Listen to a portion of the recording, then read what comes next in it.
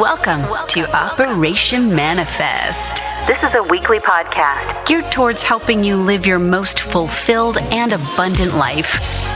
If you're seeking ways to evolve, learn, and align with your highest self, then you're in the right place. This is a safe place where tears mixed with laughter, transparency, and freedom are allowed. I'm excited to embark on this journey together. It's now time to manifest.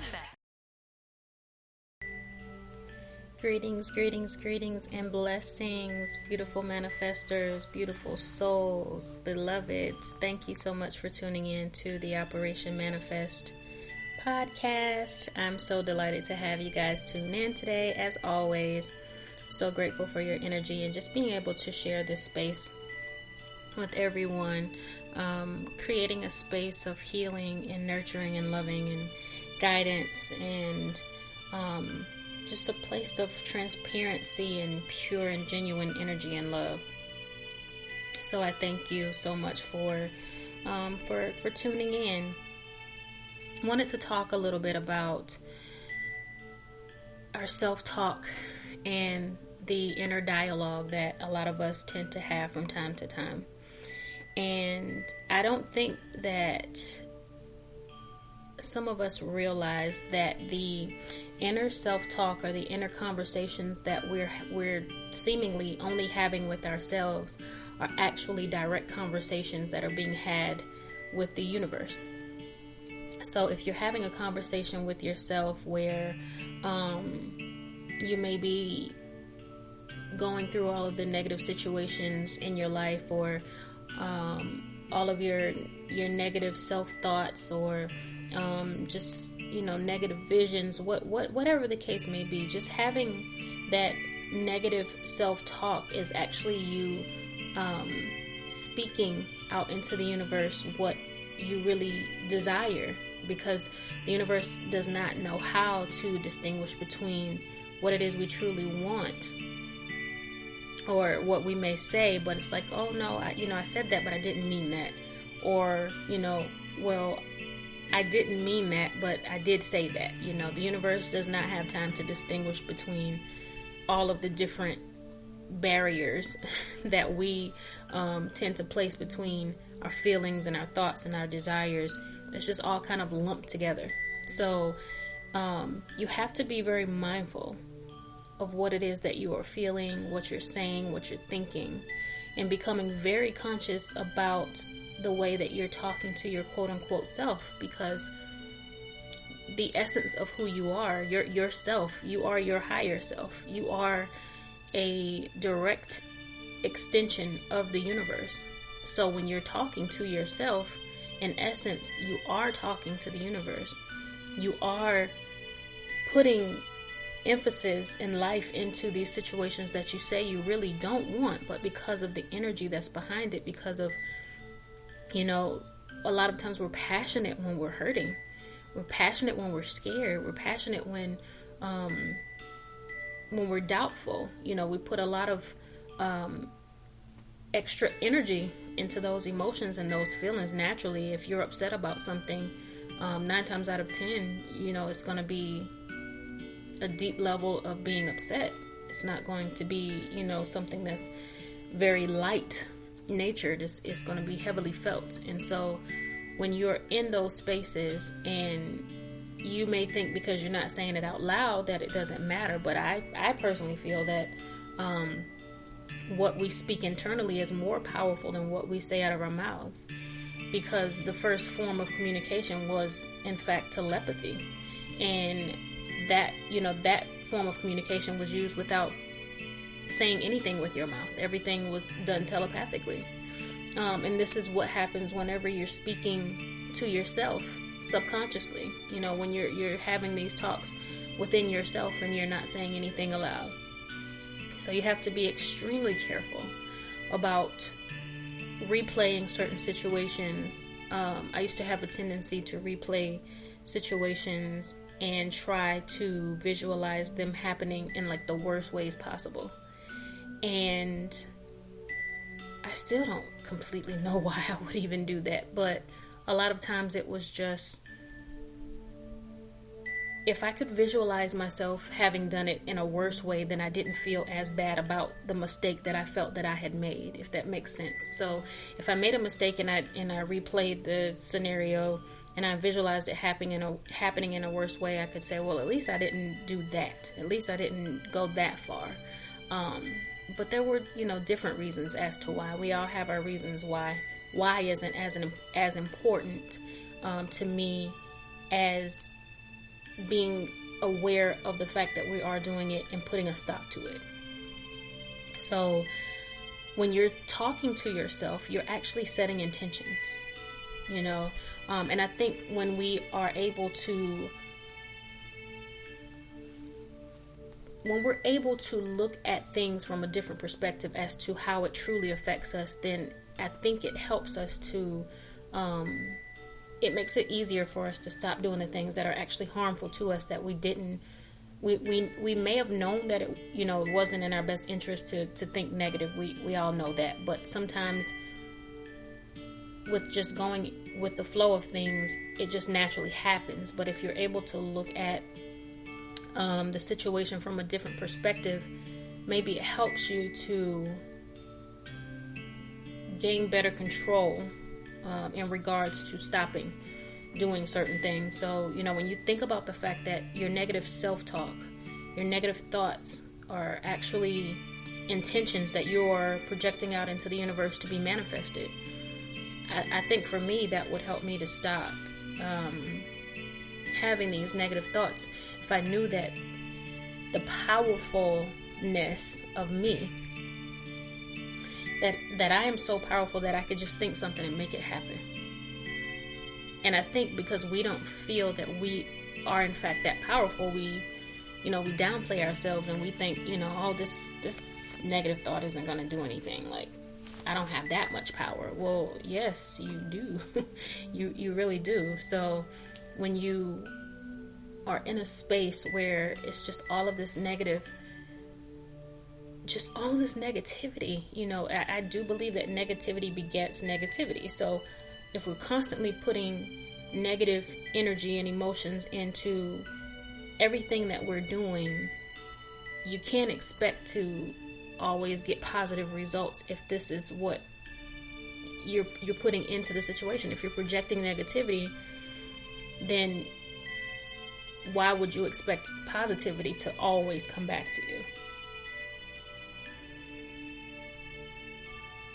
Having more positive self-talks, even in the midst of negativity, and I know it's a struggle sometimes, but you will be amazed at the effects that it actually has on your mood and your emotions and even your situations. If you're in the midst of a tough time, instead of thinking the negative about the situation, try to find the positive in the situation. Try to find the light in the situation.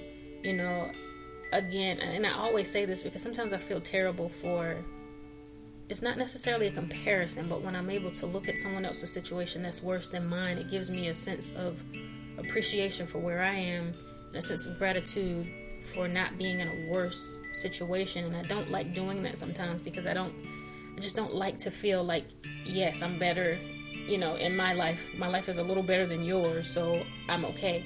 I don't really like doing that. But at the same time, I think it's so necessary, because when you're so caught up in your own situation and you think that everything you're going through is just so terrible, and you're able to look at someone else who is enduring something so much worse than what you're dealing with, it's one of those situations for me where I just literally, I send love and light and healing to their situation and pray over their situation. And if I'm in a position to help in other ways, I do that as well. But just being grateful that in this moment I have everything that I need, and I'm protected. I have peace of mind, and the only reason I don't have, or if I were not to, the only reason I wouldn't have peace of mind is if I chose not to. I have enough control over the situation to navigate my mind back into a place of sanity. Some people have gotten so lost and so far gone that they don't know how to bring themselves back into a sane position. They don't know how to bring their minds back into a place where they are allowing the light to have more control than the darkness. So I'm grateful that I'm not one of those people. I'm grateful that I have the ability to get up and move without any assistance, that my family is healthy and they're blessed, and I have another opportunity to experience them. You know, my family that was gifted to me, you know, through spirit, not through blood. Like, I'm grateful for them, that they're all blessed and they're happy and healthy, and you know, it's just so many things that we have to be thankful for and to be grateful for, that when you really process all of your blessings, the struggles don't matter as much. And I said to myself earlier, I said, you know, I take this life thing so seriously sometimes, and all it's going to do is end at some point anyway. Sometimes we have to learn, not sometimes, we have to learn, period, to enjoy this experience. We have to learn to enjoy this experience. I say all the time, I wasn't born just to, you know, make a living or create a living and then die. But then in essence, that's a lot of what I've been doing. So focused on creating a legacy and building a legacy that I sometimes forget to experience each day and each moment. And there's an awareness that comes whenever the universe decides to intervene and step in to get your attention, to remind you of what's important. A lot of times when the universe is wanting to remind you of what's important, it'll remove everything that's not, so that you can regain focus. Sometimes all of the things that you thought were what was most important will be stripped completely away from you, so that you can recenter, realign, reassess, refocus, rejuvenate, replenish all of the re's, get back into position, and pick up where you left off, but moving in a clearer and better direction. So be mindful of how you speak to yourself.